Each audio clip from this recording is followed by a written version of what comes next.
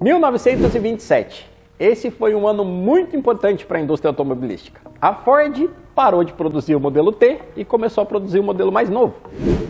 Porém, este cara aqui foi quem teve uma contribuição muito importante para a história.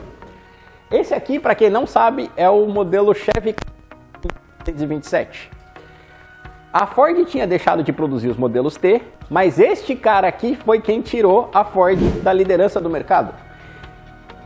Ele teve 8 variações diferentes, entre elas, se você tem uma caminhonete hoje, agradeça a este cara aqui, porque este cara aqui foi quem foi um dos primeiros modelos que teve a carroceria, que hoje a gente conhece como caminhonete, que era aquelas coisas de madeira em volta.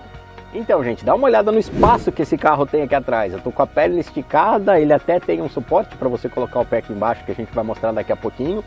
Eu acredito que era um carro que caberia tranquilamente 3 pessoas aqui atrás, de tão espaçoso que tem. Provavelmente você também tem um detalhe bastante interessante nesse carro, que o banco da frente era inteiro, não era dividido como a gente conhece hoje. Então eu acredito que provavelmente umas 6 pessoas fácil, 3 pessoas aqui atrás e 3 pessoas aí na frente. Ou seja, espaço não era um problema nesse carro. Se você tem uma van de carga, agradeça a estes caras também, porque uma das 8 variações que esse carro teve também foi a van de carga, que é a conhecida que hoje a gente tem toda fechada atrás. Mas isso não é tudo. Esse Chevy Capitol de 1927, além de ter 8 variações, foi o primeiro carro a introduzir o espelho no meio. Ou seja, se você hoje olha pelo espelho central do seu carro para poder ver quem está atrás de você, também foi graças a esse carro. Mas isso não é tudo não. Se você parar para pensar, esse carro tinha velocímetro que indicava até 80 milhas por hora. Portanto, eu estava procurando na internet para ver se algum desses modelos chegou a tudo isso. E esse motor 2.8 de 28 cavalos, eu vejo muitos relatórios de alguém que conseguiu chegar até a casa de uns 35, 40 milhas. Então, se você chegou a 60, por favor, conte pra gente quantas semanas levou para você conseguir chegar a 60 milhas por hora nesse carro.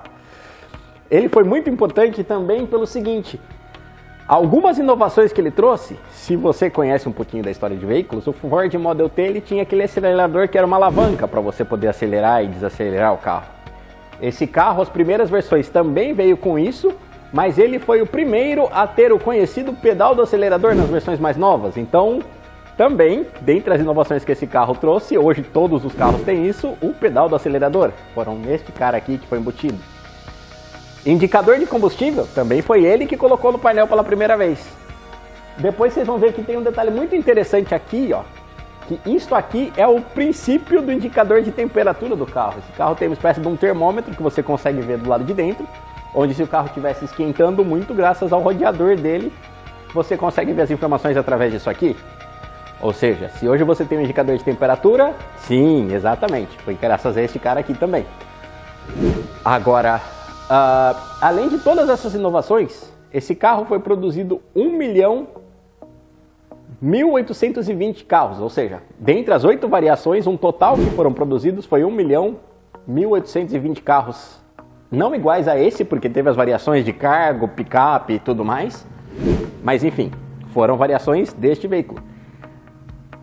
Esse carro deu tão certo, mas tão certo na época, que Chevrolet, Oakland, que hoje não existe mais, Buick, Oldsmobile e Cadillac compartilharam essa estrutura. Esse corpo não era feito pela Chevrolet na época. O que determinava se um carro era Chevrolet, Ford ou Cadillac era o motor do carro. Porque o kit era tudo Fisher Body, que eram kits da Fisher, que eles faziam o kit, importavam para a montadora fazia parte do chassi, motor, essas coisas todas, e montava o kit igual. Então, todos os carros eram a mesma aparência, só que o motor, transmissão, tipo de roda, essas coisas variavam de acordo com as montadoras. Então, não sei se vocês lembram que a gente estava falando no último vídeo sobre a história da Nissan Pathfinder, que foi a empresa que tinha lançado o sistema automático de transmissão. Então, aquilo lá era importante, mas imagina quanta história esse carro não tem. Vamos dizer aí que pelo menos uns 50% das variações de veículo entre picape, indicador de combustível, esse carro foi o inicial, o espelho no meio foi ele que colocou, o indicador de temperatura até existia, mas Essa tecnologia ficou sensacional para a época, porque você conseguia ver do lado de fora. Enfim, poucos carros têm uma contribuição tão importante para a história automobilística quanto este carro. Então ele não está aqui somente porque é um carro antigo, mas não, tem toda uma história por trás disso. E você pode conhecer esse carro pessoalmente aqui na Autopoint. Então se você estiver interessado em saber mais ou conhecer mais detalhes sobre esse carro, corre já para cá. Estamos na 8302 Pulaski Highway em Baltimore, Maryland. E se você busca por qualquer informação de veículos de carro que está financiando, entre em contato conosco também. Nosso número de telefone é 410-918-1171. E dentre várias outras coisas que supostamente eram bem inovadoras para a época. Então, o mais legal de tudo é que esse carro tem muita história por trás dele. E eu contei somente um pouquinho do que se passava por toda a época de 1927. Agora, para encerrar o vídeo, nós gostaríamos de deixar uma imagem para você bastante conhecida na história do cinema, que foi feito especialmente pela gente, uma reprodução. Dá uma olhada.